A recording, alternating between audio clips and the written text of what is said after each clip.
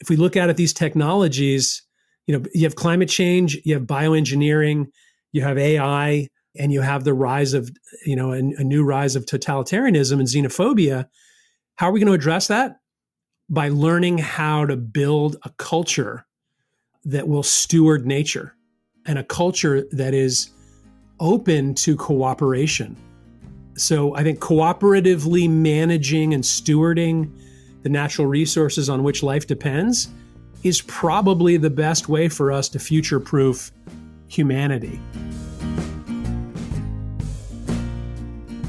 Hello, everyone, and welcome to We Are Not Doomed.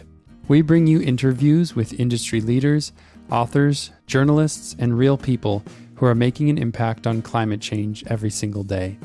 We Are Not Doomed is produced by Puddle Creative.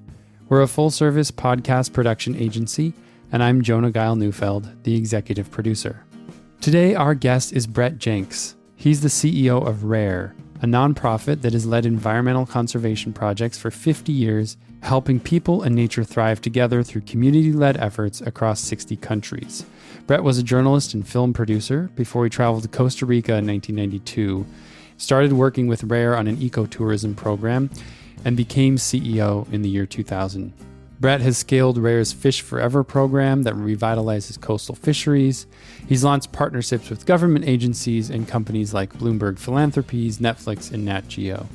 We talk about Brett's career story, the mission of RARE, why it's important for farming and fishing communities to have sustainable financing and the incentive to keep their environments clean and sustainable. We also talk about actions that individual people, specifically North Americans, can take to change our behavior and fight climate change. And he talks a lot about behavioral science research, which I find really fascinating, and how you can apply that to change making and climate change. We discuss the future programs of RARE, as well as why he cares about climate change and how his life has been affected by it. I hope you enjoy this interview with Brett. If you do, give us a rating and review on Apple Podcasts or Spotify or wherever you find your podcasts. Now, here's our interview. Well, Brett, thanks for being on the podcast. Thanks for having me. So I want to talk all about RARE today, your organization and what you guys do and the things you're working on right now. But first, this podcast is for people who are interested in the climate change field, maybe interested in working in the field, but also just kind of wanting to know more about the people who are doing great things. So how did you end up here? What's your career story? I was a film producer in Boston, Massachusetts. And I was working, 16-hour, 17-hour days, 7 days a week at times, making American Express and Dunkin' Donuts TV commercials. And I literally woke up one morning with a hangover, looked up on the wall of my flat in Boston, my little teeny tiny, you only call it a flat because it was so small. It had a room for a bicycle and a bed. And I looked up at the wall and I had written in Sharpie on the wall, "Get out of the film business." And I had signed it, and I had it was a big wrap party after a 2-week job. And let's just say I had a little too much to drink. I didn't remember writing it. And I like to say the writing was literally on the wall. I had remembered seeing and shooting a documentary on Harvard's campus, a little, those little dog-eared pull stickers for like apartments or beds or cars, those little college advertisements. I had seen something for a group called World Teach, and it said, come teach English in Namibia. And I thought, okay, I would rather go teach in Namibia than make another Dunkin' Donuts TV commercial. And so I quit the film business. And I signed up for Namibia. I got all the shots. A week before I left, they canceled the program and they said, "Do you want to go to Costa Rica?" I said, literally, "Where's Costa Rica?" And I looked on a map and I saw it was right between Panama, which we had just invaded, and Nicaragua, which was always at war. And I thought, well, what could go wrong? Let's go to Costa Rica, having no idea that it was this idyllic little, army-free, tropical haven in the middle of Central America. And I've basically worked on issues related to conservation, the global South, human development, ever since I stepped foot in Costa Rica. So it was really sort of a midlife crisis at 24, 25 and changed my life. Wow. And so now today you are the CEO of Rare. Tell us just the elevator pitch of who is Rare? What do you guys do? What's your mission? So our mission is to inspire change so people and nature thrive. That looks like helping fishermen in the Philippines and Indonesia and Mozambique restore their coastal fisheries back to their natural status, meaning full of fish, so that people are capable of feeding themselves, capable of making a buck, saving some money, getting insurance. And that requires restoration of coral reefs, mangroves, and seagrass beds. So it's a conservation and human development project. And we're inspiring local leadership and equipping them with insights from behavioral science and proven community engagement practices that let them succeed. Or helping farmers in Colombia recognize that all of their neighbors have started to compost and plant row crops and ring fence their cattle and adopt other highly sustainable regenerative agriculture practices. Ultimately, it's about behavior change and social norms.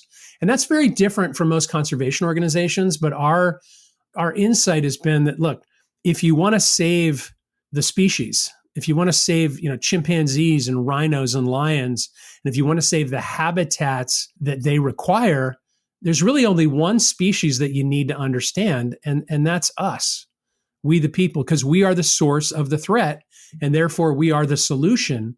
But we have to get better, at adapting, at changing, and so that's what we're trying to do. Yeah, that brings up for me, it seems like a common thread in this, even when you're talking about your career story, is that storytelling is a lot of what this is, right? Yeah, I think that's right. I mean, I have a friend who says nobody ever marched on Washington over a flip chart or a bar chart, but people march for stories, and people's identities, in part, are linked to stories. We have a story of self, and we have a story of our tribe, and we have a story of our nation or of our team or of our purpose. And stories drive us probably more than any other tool we have, which is why people talk a lot about changing the narrative. In a way, what that means is not just changing the words, but it's changing the stories we tell ourselves, which are about who we are and about what we want and what we aspire to achieve, and therefore why we're doing what we're currently doing. Yeah. So I just want to kind of zoom out, if you will, to talk about Rare as an organization. You mentioned before we started the interview that you have 5 different nonprofit programs, but you also have 3 for-profit subsidiaries. So talk to me a little bit about that, but also just how many programs do you guys have around the world? How the history of how Rare started and kind of where you got to where you are today.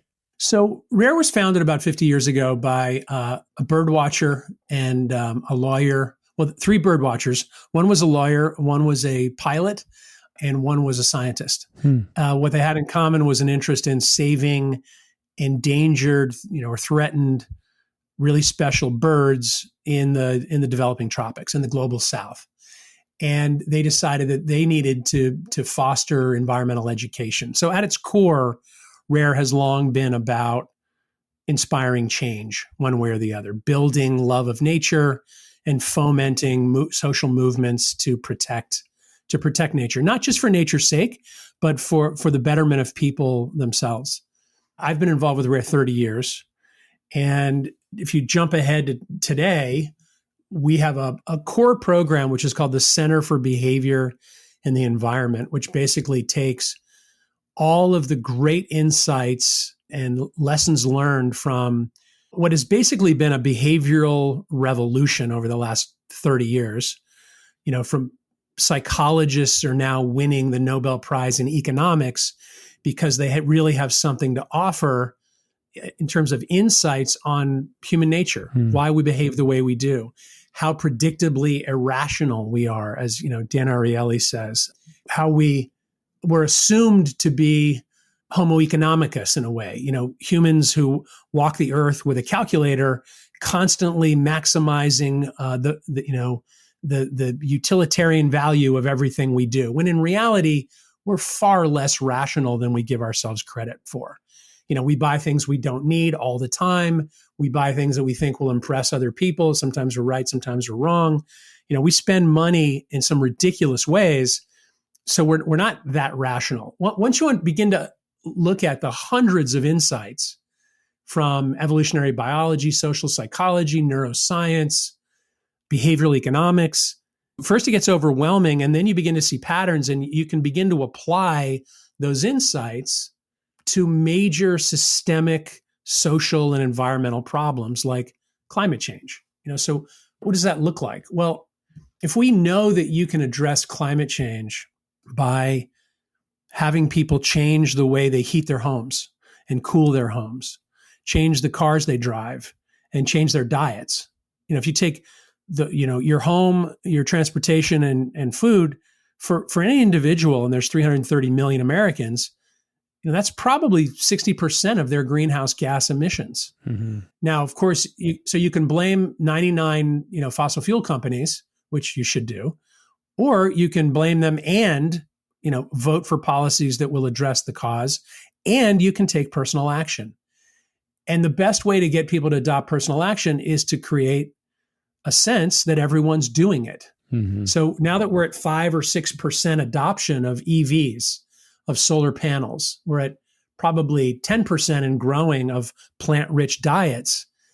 The more we talk about it, the more we accept it, the more we normalize it, the more likely it is for people to be able to sell solar arrays, to be able to sell EVs, to be able to pass policies that will encourage their, increased adoption. So behavioral science really helps us, whether we're talking about policy or implementation of policy or personal behaviors, the way we manage, fisheries and mangroves or soil in our farms. So that's like the core idea. So a Center for Behavior helps us think about that, helps us actually put those thoughts into action. That then lets us apply those insights in several really interesting ways. So we've talked a little bit about coastal fisheries. We've talked a little bit about farming in high biodiversity areas like Colombia. And then we can also talk about Hollywood and our own behavior. So those are 3 really meaningful, really promising applications of behavioral science for good. Finally, if you're going to scale those programs, and if you're going to attract the talent that you need or the skill sets that you need to make these strategies ubiquitous, you have to think about different kinds of capital. So many, the average nonprofit in the United States has a budget less than $1 million. There's only a couple hundred nonprofits that have really significant budgets, and they've been built over decades to raise, philanthropic donations. What's interesting is, if you look at Silicon Valley and you look at the way a company can come up with a solution like a better search algorithm in Google's case, and then go out and raise massive amounts of capital in 1 or 2 years to be able to scale a technology, then all of a sudden you have a $500 billion or $1 trillion company. No nonprofit could ever do that because that capital and those returns are never there. So about 7 years ago, we started asking ourselves, well, if we're a creative organization and we're trying to get to change at scale, how can we not only raise philanthropic dollars, but how could we bring private capital to accelerating these solutions? And so we went out and we decided to create the first ever impact investment fund for coastal fisheries. So RARE was already working in coastal fisheries. We already had, at that point, 50 or 60 communities that were adopting new ways of managing their coastal waters, new gear, new protected area systems, new enforcement regimes, new ways of cooperating. And so the question was, can we also bring the private sector with us? Could we bring in private capital so that the buyers of those community fisheries could reform their practices? And could they then get, additional revenue? Could they boost their margins by exporting, a high value product from coastal fisheries to Europe or to the United States? So we raised $22 million. We've invested all that money. And so far, we're on track in the next 3 years as we sort of harvest the fund to get an appropriate, risk-adjusted return. But that let us bring 22 extra, well, actually probably plus $3 million of technical assistance, philanthropy. That 25 million has probably leveraged, and I'm just guessing here, but I'd say probably 75 million or more in private capital that has come into those local businesses, into those communities, which we could never have done with philanthropy. So that's why we proved out and sort of de-risked that idea. So now the question is, what else could we do that would bring private capital into these sustainability efforts? We had another idea to begin to engage people more meaningfully in this question of climate change. So as we thought about EVs and we thought about solar panels and heat pumps and we thought about plant-rich diets, we also identified that, there's enough people out there willing to donate $20 or $30 to the environment every month that we began to wonder whether there was a way to scale up people making small contributions to proven approaches to protecting nature. And so as we looked, especially nature-based climate solutions. And so as we looked at those, the one we identified that was the least controversial, sort of the one thing in nature that everyone agrees on, more or less, I'm generalizing here, is tree planting. Mm-hmm. Nobody argues against planting a tree as long as it's the right tree and as long as you take care of it after you plant it. Who doesn't love a tree, right? So what would it look like to engage millions of people to plant billions of trees? And so to do that, since we are already working with streaming services in Hollywood, we said, well, so what's the other kind of platform or medium where you can engage and customize an experience en masse with billions of people? And so believe it or not, we chose the video game industry and we started a company. I started it with two co-founders. It's called carboncounts.tech. Our first game is going to be released globally during Climate Week in September. And the first game is called Everforest. And the idea is you play a really compelling, really fun video game where in the video game, you're challenged with restoring a habitat. And while you restore it, if you're willing to watch a couple of ads or spend a little bit of money, we plant real trees in the real world. And so right now we've already planted 2 million trees in mangroves in Kenya, in deforested lands in Rwanda. And our goal is to plant 100 million trees and engage tens, if not hundreds of millions of people in the game so that we can create what could be the lowest cost way to engage people in climate change while also planting trees all over the world. So we're willing to take risks, we're willing to be creative, but ultimately it's all about engaging people, helping them feel empowered to make a difference, which is something we sorely need. Yeah. Wow, that's really cool. The video game sounds fun. So maybe talk to me a little bit about the future of Rare. When you kind of look into your crystal ball, maybe 3 to 5 years down the road, what's the future look like for you guys? My hope is that we can maintain a current course and trajectory, especially around our commitment to being creative, to being respectful of and compassionate for, and work in partnership with some of the world's poorest people who happen to live in the world's richest places. Mm-hmm. We want to maintain the values we've operated under, for the last 25 years, commitment to accountability and a mindset of solutionology and positivity and creativity with a serious investment we're willing to make in people who work for us and people who partner with us and people who can benefit from our work.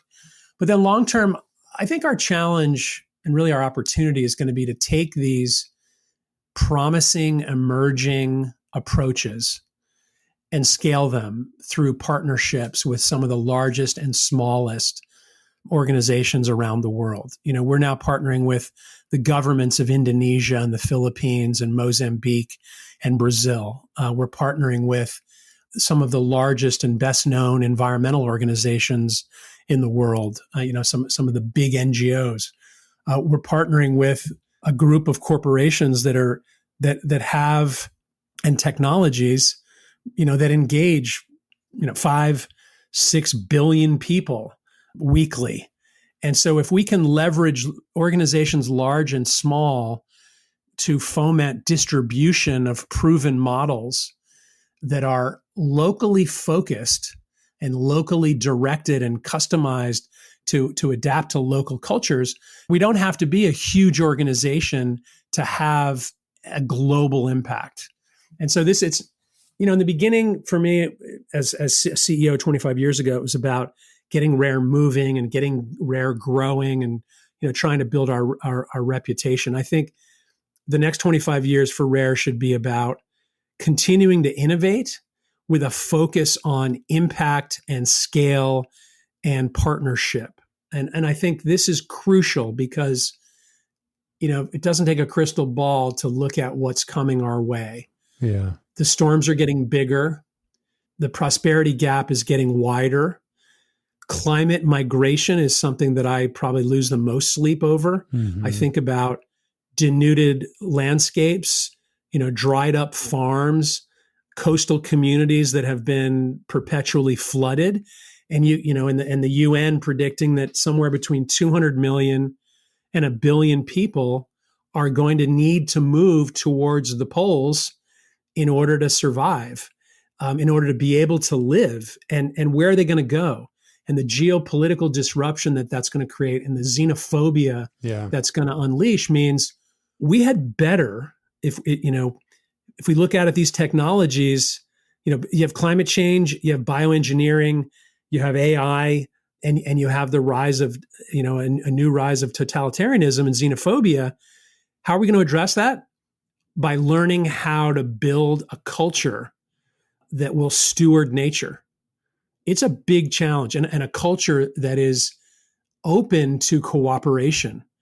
So I think cooperatively managing and stewarding the natural resources on which life depends is probably the best way for us to future-proof humanity.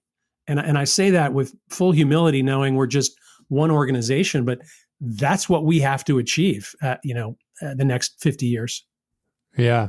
Makes me think of one of the first interviews I did for this podcast was with Bill Weir, who's the CNN climate correspondent. And he talked about pluralistic ignorance, where a lot of Americans feel that most other Americans don't care about climate change, when in fact it's, that's definitely not true. Probably around 80% of Americans care about climate change. And so it's something that, it's part of the stories we tell ourselves, right? That we think that a lot of people don't care, but it's definitely going to take us all moving in that direction to be able to survive it. And as you said, all the other downstream effects of mass migration happening as well.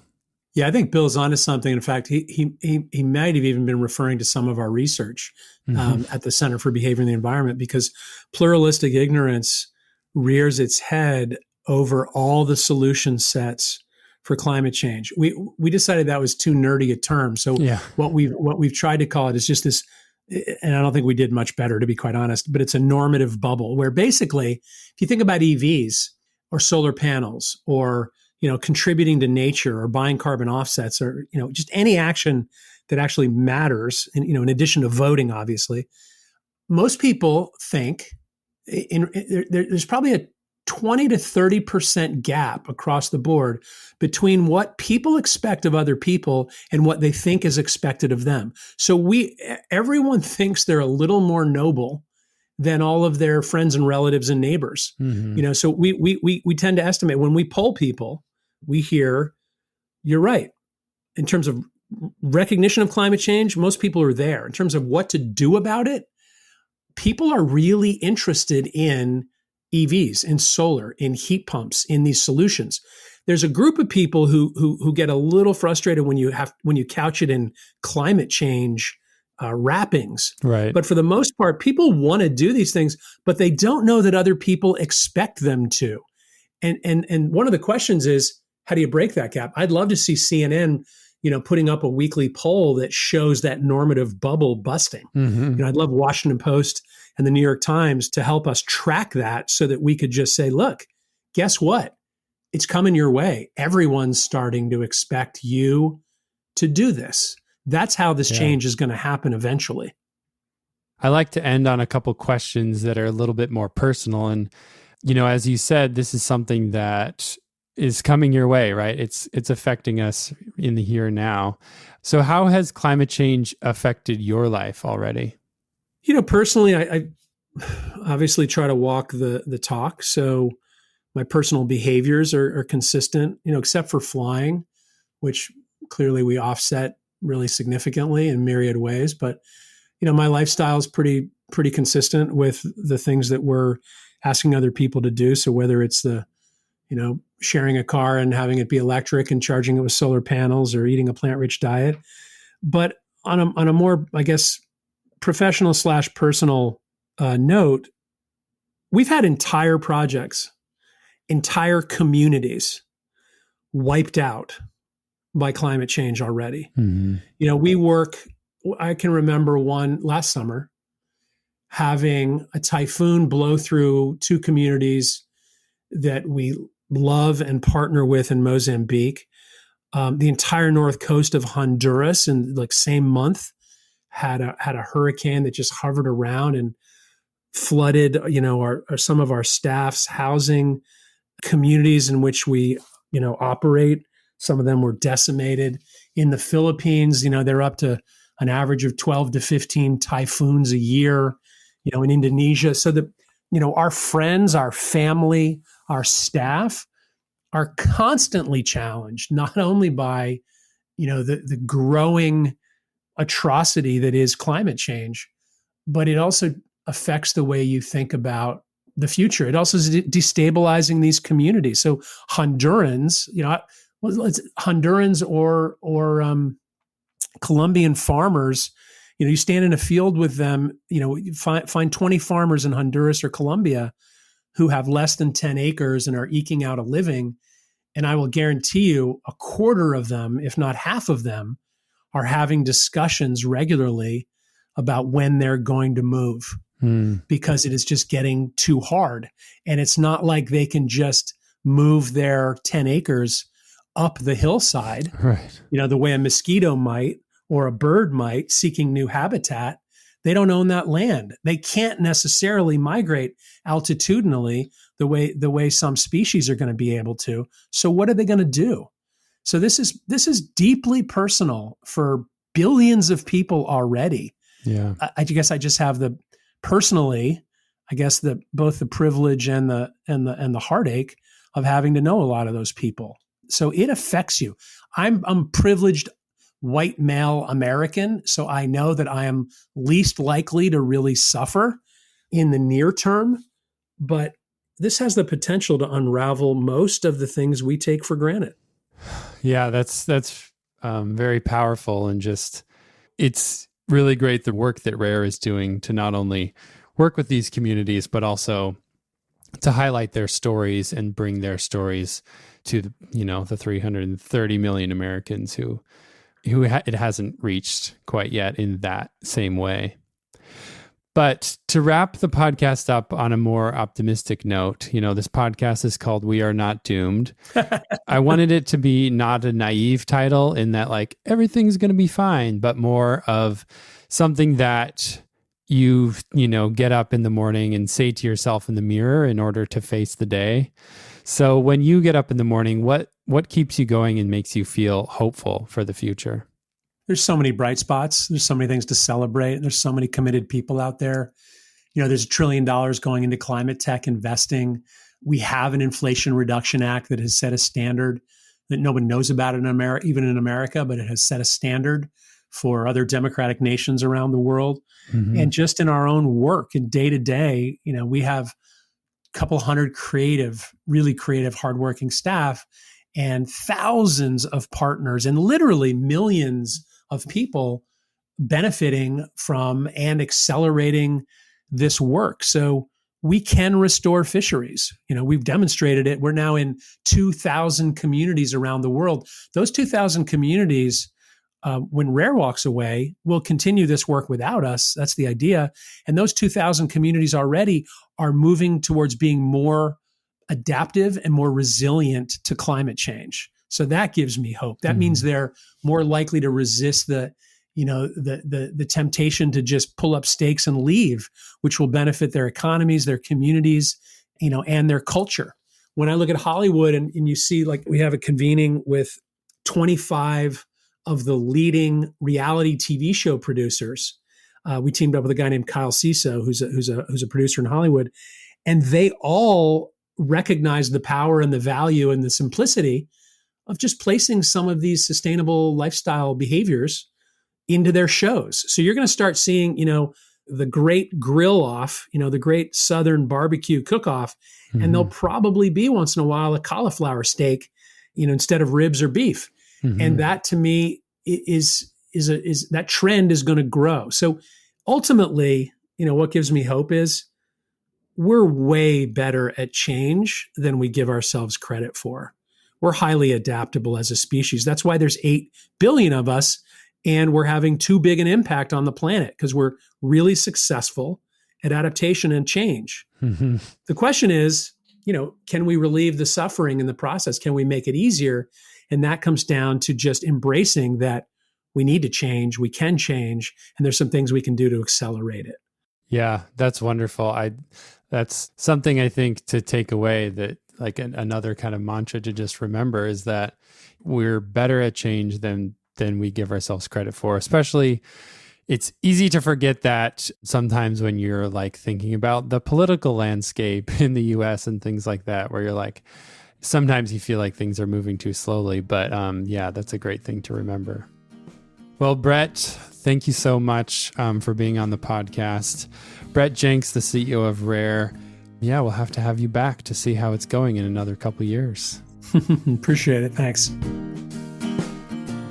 Thanks to Brett for coming on the podcast. If you want to learn more about Rare, you can go to rare.org. That's RARE.org. If you want to find more episodes of this show or read transcripts, look at show notes and links, go to wearenotdoomed.com. You can find us and hit the follow button on Spotify, Apple Podcasts, or hit the subscribe button on our YouTube page. I'm Jonah Geil-Neufeld with Puddle Creative. Until next time, have a great week.